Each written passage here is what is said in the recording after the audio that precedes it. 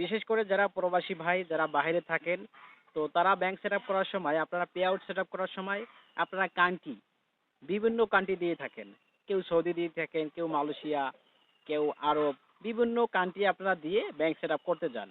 কিন্তু যখন আপনারা ব্যাংক সেট আপ করতে যান তখন ব্যাংক অ্যাকাউন্ট প্রয়োজন হয়। তো তখন কিন্তু আপনার যদি বাহিরের কোনো ব্যাংক অ্যাকাউন্ট না থাকে সেক্ষেত্রে কিন্তু আপনি pay out set up bank set up করতে পারবেন না। তো এই ভুল কাজ আপনি করবেন না। আপনার যদি বাংলাদেশে অ্যাকাউন্ট থাকে ওই অ্যাকাউন্ট দিয়ে আপনি সেট আপ করবেন। আদার্স আপনার যদি না থাকে সেক্ষেত্রে আপনার বাবা মা ওয়াইফ আপনি চেষ্টা করবেন তাদের ব্যাংক অ্যাকাউন্ট দিয়ে ব্যাংক সেট আপ করা। তো বাহিরের কান্ট্রি না দেওয়া ভালো। আমি আপনাদেরকে সবাইকে বলি বাহিরের কান্ট্রি দিলে পরবর্তীতে একটা ঝামেলা থেকেই যায়, অনেক সময় কান্ট্রি চেঞ্জ হয় না, ব্যাংক অ্যাকাউন্ট চেঞ্জ করা যায় না, বিভিন্ন ঝামেলা থেকে যায়।